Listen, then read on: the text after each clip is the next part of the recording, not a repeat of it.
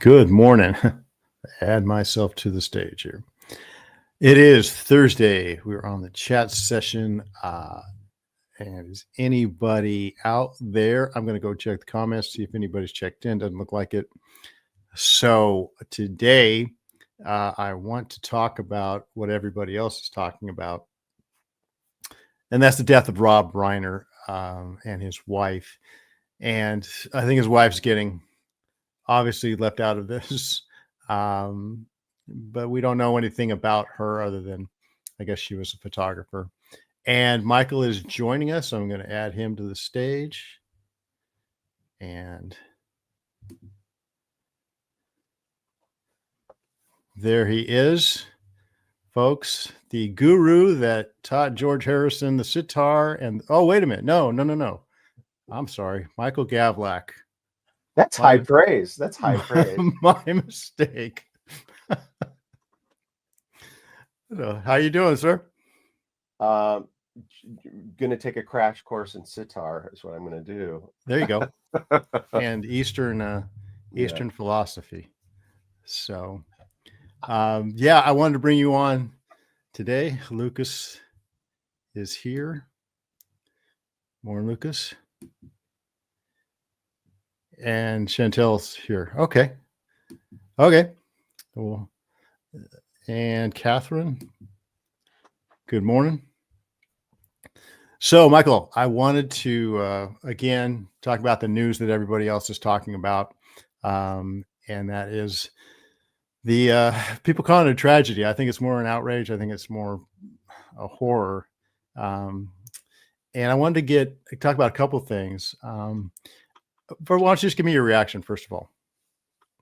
Well, my first reaction is, I am with you on the misuse of that word tragedy, right? It's like, I'm sure, yes, it's tragic for somebody in the scenario, but when you look at the big picture, the whole thing, it's not a tragedy, it's an atrocity, right? Yeah, there you go. It's an atrocity. A tragedy is like, so we get wrapped up in our own personal feelings and emotions and fail to cast it in the proper light. It's like we're doing disservice to his memory, right? We're doing disservice to Rob and Michelle's memory by mislabeling it. Oh, it's a tragedy. It's like, right.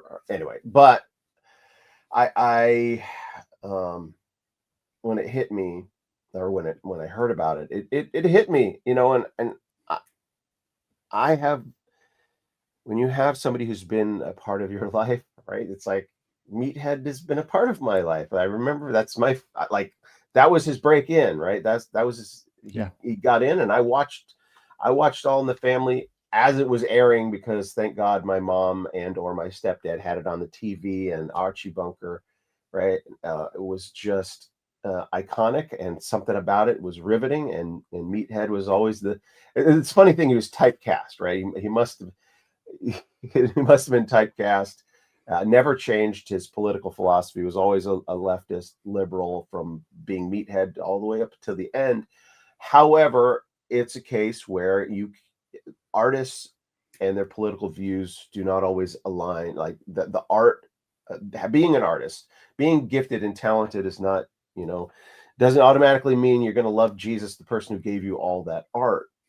Right. And I would kind of smile and smirk and shrug my shoulders when he'd go on his political rants, but that does not, there was not a streak of joy in my heart when I found this, right? It's the contrast with the Charlie Kirk moment. It's like these kinds of things really delineate the character of a person. And when I heard about it, it was shocking and grievous, not joyous. Yeah, there's another leftist gone off the map. We don't need to worry about him. Like, no, not at all. This is evil, right? We need to respond to evil accordingly. And it's just, so those are my initial emotions, and we have more to say, but yeah, I was just talking about it with my wife this morning. She goes, wow, you're really interested in this. And I said, Rob Reiner was a big part of my childhood.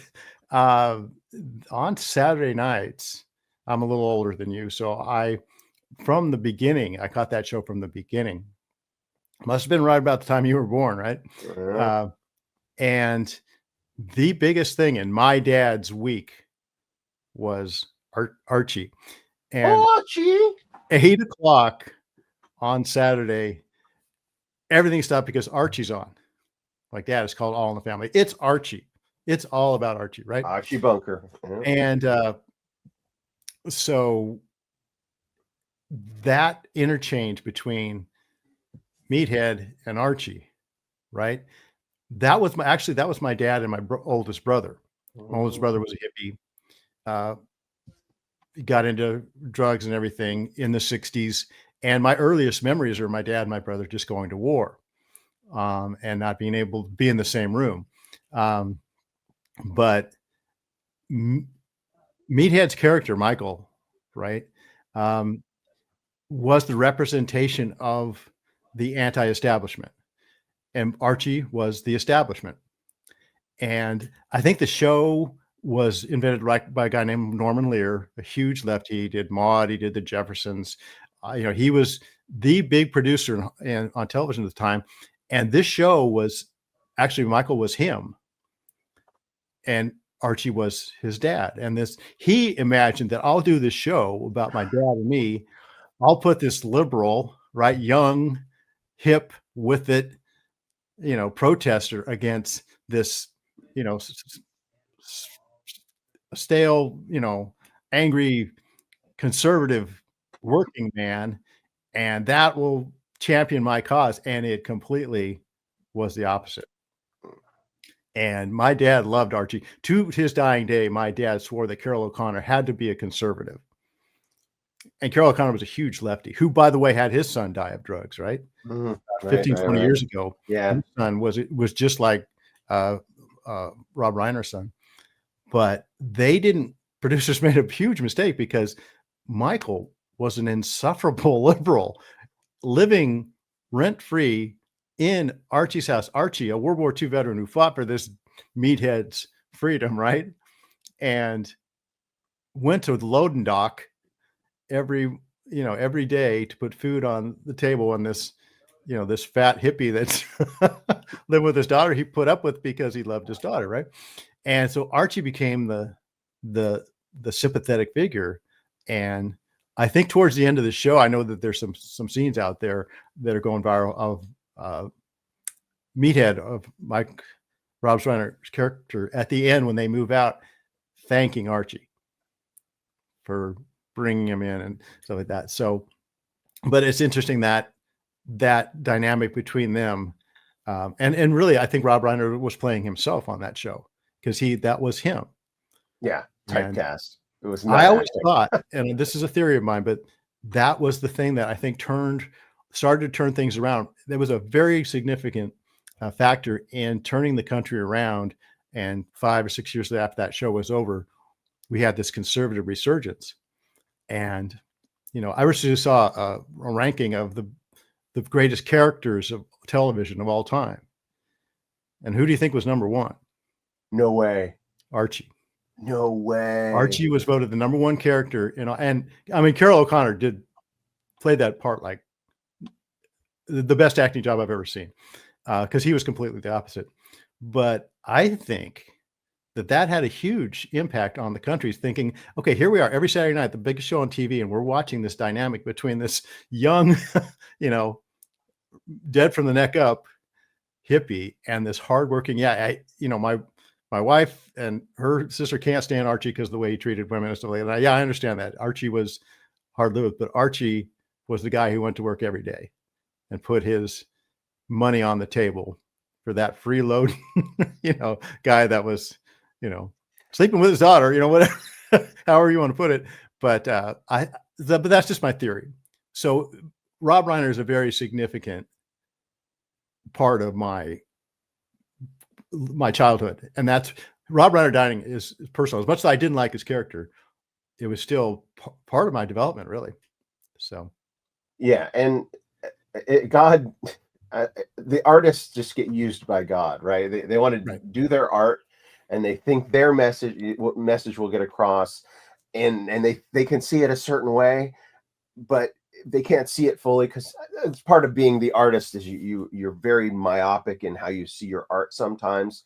And and God uses it and shocks the artist, and as Electric Dog talk about a backfire, says here in the comments, talk about a backfire.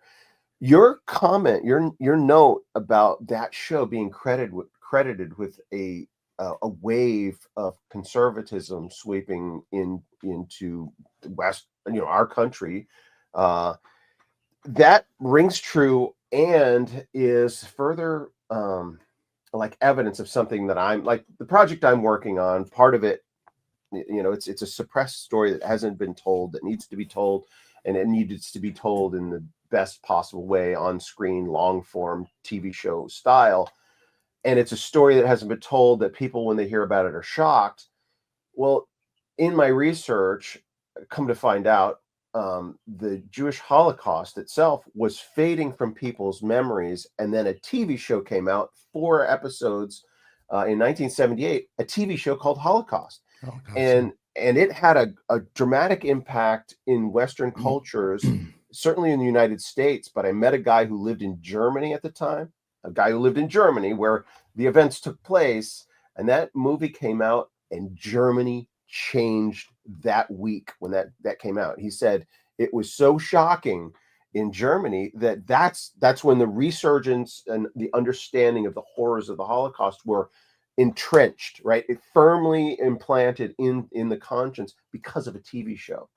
So All in the Family, that makes sense. And that, let's put a racist as our main character, right? Thinking he's a racist, but it's the writer's room. They were just writing, some of them, I bet. I mean, I don't know. You have to do the research, but I bet there were a few, God had a few people in there, writing some main themes, that would resonate and backfire on the intent of the creator. The art has a life of its own. Right. Yeah. And also, aside from All in the Family, that's not the only impact Rob Reiner had on society. Talk about him as a storyteller. One of my favorite movies of all time to this day. And I didn't know it when it came out, so let me guess. No, hold on. Okay. Oh, sorry, not Spinal Tap, but not Spinal Tap. Oh, you as a rock and roll guy, man. I figured. Well, that's the first. I think probably in my memory, that's the first movie I saw that was Rob Reiner. I didn't know who directed it until much later. I didn't either. But another film that he made that was not a hit when it came out, but became a cult classic that I and my wife fell in love with, and then we had kids. It was one of their favorites, and to this day is one of my all-time favorite films. And I was actually shocked when I found out that it was Rob Reiner that directed it. Princess Bride. Oh, yeah. You didn't know. So I had no idea. I think when you list his movies, I could. Princess Bride to me is my favorite fairy tale movie. Yeah, I mean it's done so well. Stand by Me, which I didn't realize he did, right, was a great adventure, and he did it with kids mostly, right? And then the big one that I did not know he did was Misery. I just found that out too. I'm like, oh my gosh, that's amazing. The guy that did Princess Bride did Misery. Yeah. Paul, the little penguin, always faces northeast. Now I'm going to have to break your ankles with a sledgehammer. That movie put her on the map. That right, Kathy Bates. It did. So brilliant in that. Can you think of a better movie? I cannot think of a better movie performance. And it wasn't gore. It wasn't explosions. It was mental illness is really what it was. Right. And it's this just creepy. Oh my, she's, I even have nightmares sometimes. My wife's saying, Joel, the toilet always goes back, lid always goes back down. Now here's my sledgehammer. Put iron ankle braces on or something. Exactly. So, but no, just the range of storytelling for a guy to do that, I did not fully appreciate him until now. But that, I was talking to my wife this morning. I told her, this is why whenever we want to watch a movie and you want to watch something new, we can't find anything because they're if there was a golden age, one of the golden ages of movie making, I think it was the late 80s, early 90s. And Rob Reiner had a big part of that. But I want you to talk about the power of a story, of storytelling.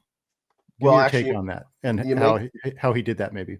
make a good point about an era, because things change. There's all kinds of factors that will change an industry and a culture. And there was this moment, and I don't know if it was the 90s or soon thereafter, or maybe 2005 or so. There was a point in the Academy Awards when the winners, the nominees and the winners shifted from used to be the big blockbuster movies that everybody went to and saw and that made a bunch of money, or these grand stories, to then it shifted to these agenda Right. films, right? So the aging out of a certain generation of the Academy, the people that vote in the Academy, and then the rise of people with other agenda. Kind of like when you went to school, you had these nasty kids in school that were leftists, and then they ended up becoming the educators and the politicians, Yes. right? All the crazy ideas, the radical ideas, they end up getting the jobs and taking over, and then they used to rail against the establishment, and then they become the establishment, and you see that it's like they've become what they hated, and that's what's happened in the, like, I stopped watching the Academy Awards. I was like, nah. It's like they're just I was going to use a very kind of gross phrase, but they're kind of all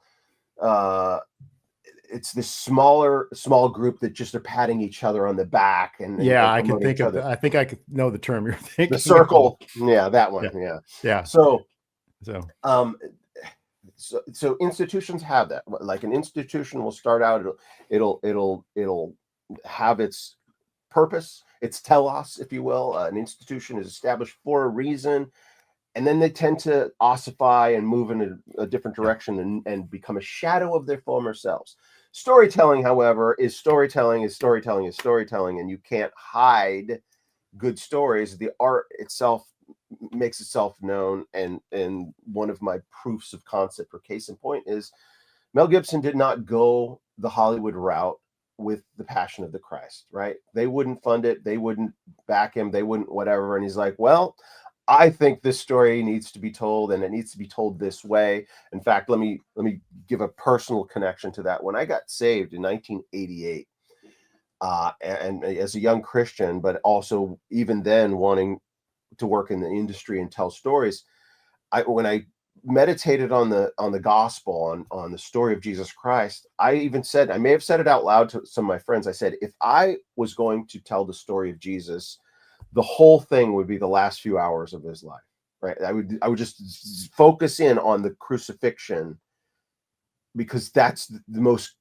dramatic. And I said it would have to be rated R, because you'd have to do it accurately, right? Yeah.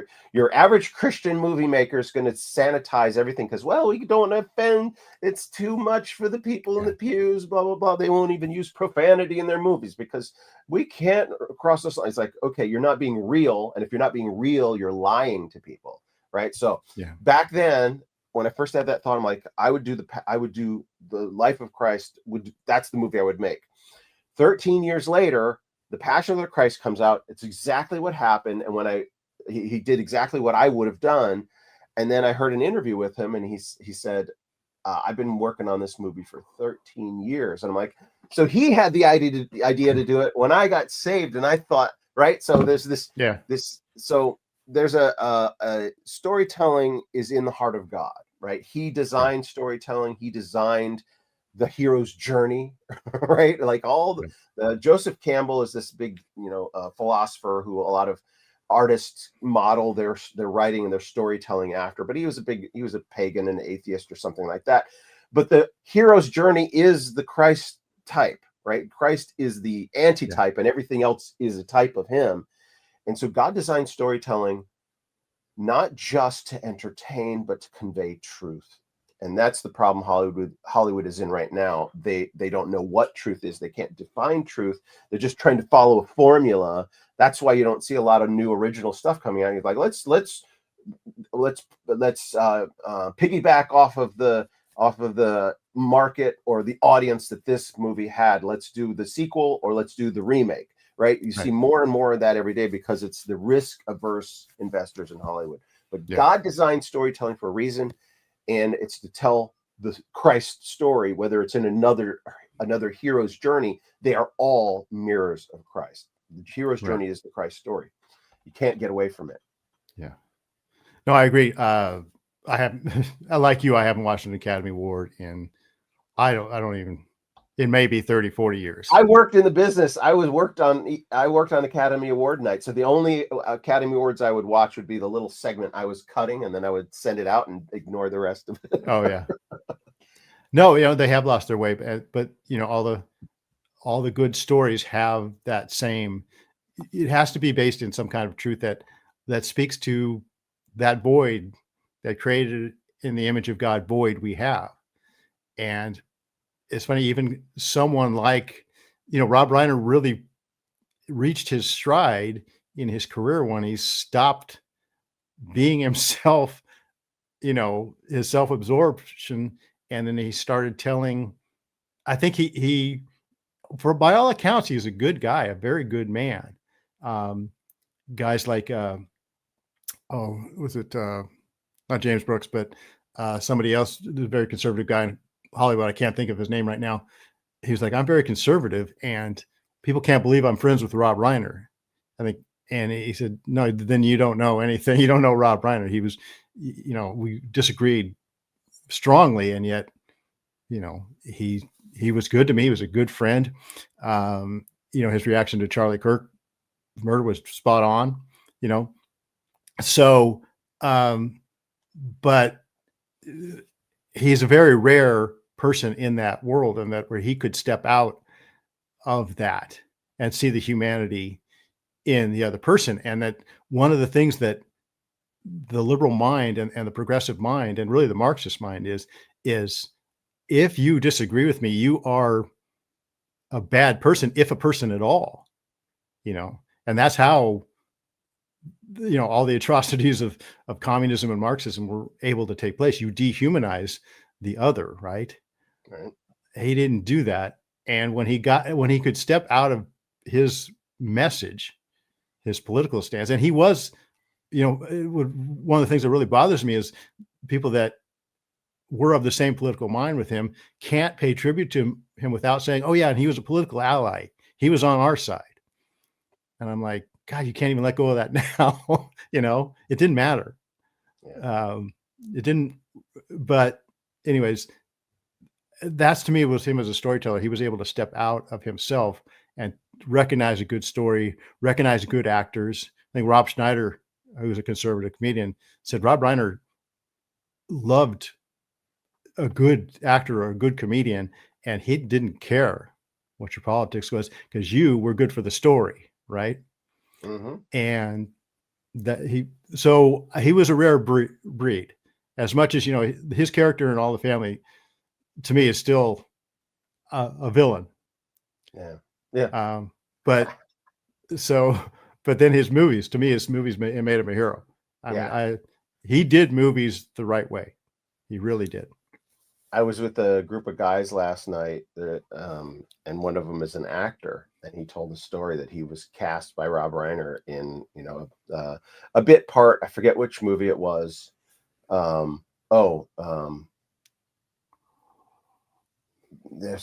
did one, not JFK. That was somebody else, but he did LBJ. Rob Reiner did a movie called LBJ. Really? I guess. I guess he was one of the producers or something. And this guy would.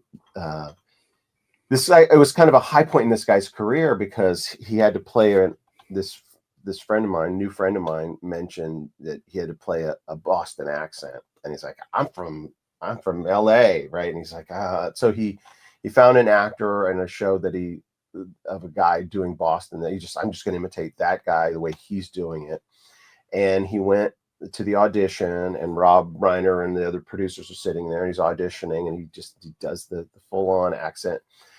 And Rob, after the audition, he says, what part of South are you from? What part of South are you from? Or whatever the term is, like South Boston. Yeah. South. Yeah. Right. And it was the highest praise. He goes, I'm from out here. And Rob was flummoxed, right? It's like, that's a high compliment, right? To have somebody of Rob's caliber and talent to be convinced by your performance, right? So it was one of those, and the guy got the part and everything. So it touches, people have impacts, and their impacts are far reaching. And I just also want to keep in mind, I doesn't seem like he had any faith or anything like that, but it does not exclude people who disagree with you. It does not exclude them from actual faith, right? Like you're saying, he's a good guy, and he was, people liked him from across the spectrum, right? And that's kind of a opposition you want to be and want to have. The phrase goes that to conservatives, liberals are just wrong. To liberals, conservatives are evil, right? It's how you view the opposition, and people, and so thinking that half of the country is evil drives people mad. But some liberals don't fall for that. They recognize, they also think we're mistaken, right? So keep that in mind, people, when you have family and friends. Maybe they don't think you're evil. Maybe you can get along with them. Yeah, if there's maybe on some holiday coming up, I don't know. Yeah, right. Could be. I don't know how much time you have, but I wanted to. If you have time, you got time. Because I've been listening to a lot of talking about his son, his relationship with his son, and I don't know how much you've had contact with things like drug addiction or mental illness. But this seems to be like a case study in just that. And you're a Hollywood guy. Do you know people that are going through things like this? Is this something that you had friends, or because this seems to be the underlying story in all this, is that Nick Reiner was your basic typical, if there is a typical Hollywood child, just so many stories like this. Like I said, Carol O'Connor's son went through the same thing and died from it. Continual relapses. And I just have a memory of Carol O'Connor on a press conference yelling at, he knew the drug dealer that gave his son that, he goes, "You dirty rat, you gave my son." And I'm like, do you see yourself in this at all, Carol? Because by all accounts, Rob Reiner was trying, and his wife were trying everything they could to get him help.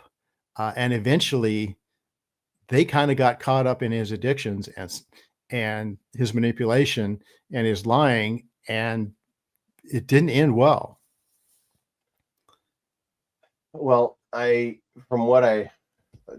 just have I didn't read a bunch, didn't watch a bunch. Here's what I know. They were at a party, a Christmas party at Conan O'Brien's house the day before. I heard a little bit it was on the news or something as I was walking out, that it was just not that Nick is the son's name, was Nick, not comporting himself properly in that kind of company. And I guess he was talking to Bill Hader and asking him, "Are you famous? Are you famous?" And then the personal conflict, broke out in between Rob and his son at the party. It kind of started there. I don't know any more details than that. I just caught pieces of it.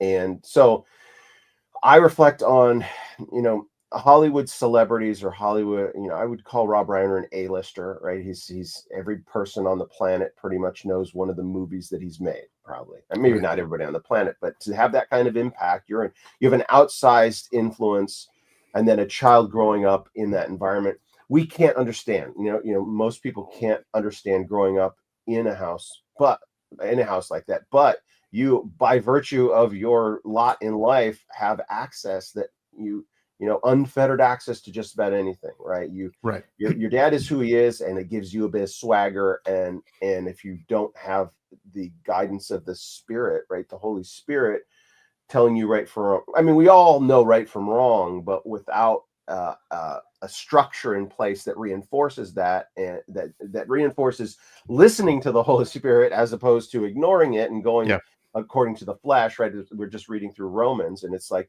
who can separate me from this body of death?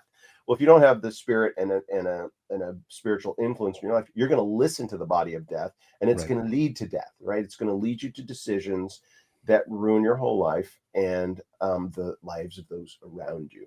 And that's sadly, I mean, you probably know a few more details, maybe if you read more, but I just know what I shared. Yeah, basically that, like I said, for a guy in and out of rehab so many times, I do think it's interesting, the contrast, because Rob Reiner himself, his dad was a Hollywood A-lister.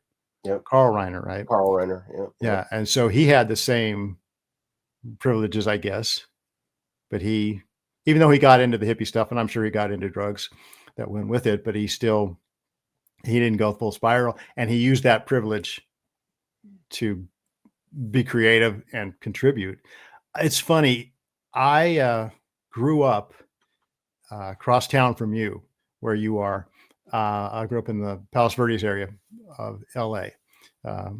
And do you remember the movie, The Falcon and the Snowman? Mm-hmm. Okay. Timothy Hutton and Sean Penn, right? That story took place with the characters, I think Dalton Lee and Chris, I'm losing, but anyways, Timothy Hutton's character actually went to my high school and graduated from my high school. And that movie, actually was based on a book. And I saw the movie. I'm one of those guys that I have to see the movie first before I read the book, because otherwise the movie to me is just a complete disappointment. Right? Oh, right. Oh, right. So in that book, so I read the book recently within the last 5 years, and there was a part of it I had to show to my wife, and it talked about the hill, which is what we called the peninsula. If you know the Palos Verdes Peninsula in LA, it's a peninsula that sticks out, and it's just a big hill. And there's two sides to the hill. There's the rolling hill side and the Palos Verdes side. I grew up on the inland, east-facing side of it, and Christopher Boyce was his name. He was a spy, who in the 70s was busted. He worked at TRW, which was the big thing, and he was selling secrets to the Russian. And Dalton Lee, Sean Penn's character, was a drug dealer that was his best friend, and they got caught up in this, and they got caught, and it was a huge story back in the 70s. But they described the atmosphere in this. I was more upper middle class, but on the other side of the hill was upper class. Mm-hmm. I mean, that was just like, and the amount of drugs that I grew up around in the 70s was from grade school. We had friends of mine were getting high, and the way that the author of that book described an upper middle class or upper class existence was something everyone should read, because for people who gain the whole world but lose their soul, is exactly what it's like. And we had dances canceled. We had football games. People had to be, checked at the gate. All kinds of things, because drugs were so prevalent, and the actions of these two characters were so involved with drugs themselves that it just hollowed out. The area I grew up in, especially the other side of the hill, the Palos Verdes, where there was nothing to do. There were no movie theaters. There were no bowling. It was one of these areas where the houses are set back on these really long driveways where you don't know your neighbor. My side, we actually knew our neighbors. That kind of saved my little part of it. But it's this idea that I have so much, and I'm going to live in this high castle, and and I have everything now. If you lived on the ocean side of the hill, you had everything. But the children of those parents that I grew up around had zero. Their lives were empty, and they filled that void and that boredom and that emptiness with drugs. And it was called the Pill Hill, because that was, and I grew up around so much drug, and by the grace of God, I managed to be apart from it, because I was tied into a solid church and my parents paid attention. But that kind of thing really resonates with me too on this story, because he was a child of privilege. They live in Brentwood, right? And, for all Rob Reiner's liberal, posturing about, the 1% or whatever it was, right? He wasn't giving away any of his money, right? He wasn't letting homeless people stay in his mansion. He had borders around his property, you mean? Yeah, he had a big wall and a big fence, right? So, this is why it really resonates. Let's not besmirch the dead. Just kidding. I know, no, that's not to say, but that's just anything against him. It's against his philosophy, right? And he was not able to see the. Wait a minute, this is one thing you preach, but look how you live. It's a blindness to his own hypocrisy. Yeah. So socialism for thee, not for me, right? So, but anyway, so that's one reason this really resonates with me, because that's a model I grew up with, and that's a reality that I know all too well. And but I don't know what the answer to that is. I really don't. Other than, like I said, you have to. Obviously I know what the answer is, but the world has no answer for that. Well, I think, not to get too in depth, I do have to jump out here soon. I knew you didn't have this much time. But I do have this time for this storytelling. Back to that, the Passion of the Christ changed something in our culture, right? It demonstrated that there's a hunger for that type of content. And it's further demonstrated by the success of The Chosen, right? The long form storytelling of the gospel. And that is also kind of its own unique animal, where they didn't even need Hollywood. They produced it themselves. They created their own distribution platform, right? They created their own mechanism, an app for distributing it. And the audience came, and then Hollywood took notice and then started throwing money at it. And then more recently than that was a couple summers ago, The Sound of Freedom, a completely independently produced film, way like medium budget, 25 million roughly. It was the budget, and that's kind of a medium budget, but that ended up grossing more than 10 times the budget, right? And it's the subject matter. Hollywood, again, has been taken over by people with agendas, but now with technological advancement and things becoming cheaper and easier to do, and carrying a high-tech 4K camera in your hand, the art can't be contained into one little institution. And the stories that are life transforming and culture transforming, because you mentioned that, I didn't know that about All in the Family, and I thank you for that it had an impact and is credited with a wave of family values and conservatism that actually impacted, probably led to Ronald Reagan becoming president or something like that, right? And so it's in the storytelling, and I think especially with the administration we have now, the changes that are happening that we don't see in the administration, some of the cleansing of the corruption. It's not just in our government, it's happening across the board. Technology, I can now say things here on YouTube that I couldn't say 4 years ago, 2 years ago, right? We're moving in the right direction, and it's a gradual shift, but it's a shift nonetheless. And I think the storytelling is going to clean up. You're going to start seeing better stories, and the garbage that they've been making is already collapsing. It's collapsing major companies, Disney and Marvel, right? Marvel is Disney, but all of the stuff that they've been trying to force feed is losing money. And it's the independent productions, and when the big storytellers tell the right stories, like Maverick, right? Maverick was no politics at all. It was just heroic storytelling, America, pro technology in America, and justice, right? Right. That, I think we're going in the right direction. It'll be gradual, but I think it's going to solve a bunch of the problems. Yeah. And with TikTok, being out of the hands of China or something, right? TikTok, some of these apps, like Elon Musk buying Twitter and converting it to X, was a seminal moment. I think we'll see more things like that, right? As the advancements in technology and how people receive their entertainment and the content, I think you're going to see more of even the established ones changing. I believe. I think I've heard that Facebook has had a major turnabout from suppression of a lot of stuff. So future is bright. Let's just say that. Well, from your lips to God's ears. Amen. Amen. That's if AI doesn't take over and kill us all first. So, well, that's for the next episode, right? No, that's my regular thing. About once a month, I said, how much closer are we to Judgment Day from?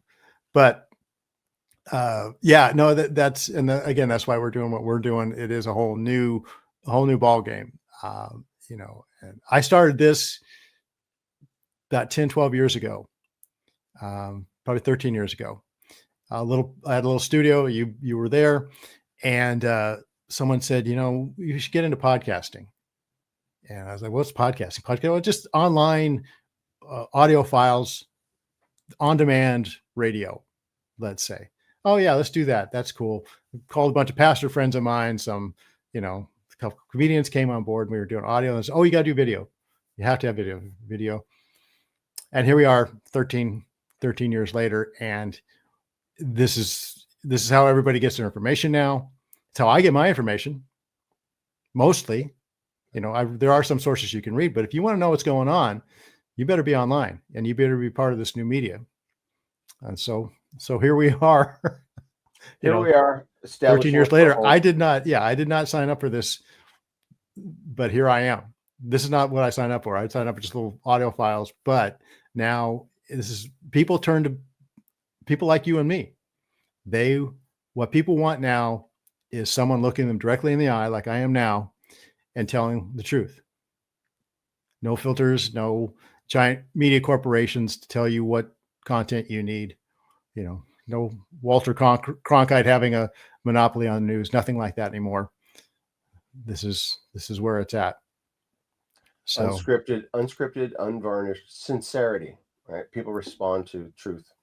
Yeah. And that's why they like movies like Sound of Freedom and Passion of the Christ. Yeah.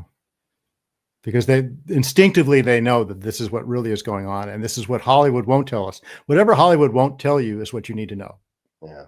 So, all right, my man. Well, thank you for the extra 23 minutes now of your busy day. No worries. All right. Good to see you, my friend. Love you. You too. Love you too. And everybody, thanks for listening. I will be on with Ben tomorrow, and we will see you then. Bye, everybody. Bye. Hey, it's Joel here. If you enjoyed this, you know what to do. Go ahead and hit that like button, subscribe, and share it with someone who might need to hear it. And if you disagree or have a different thought, please leave a comment. I'd love to hear what you think. Thanks for watching.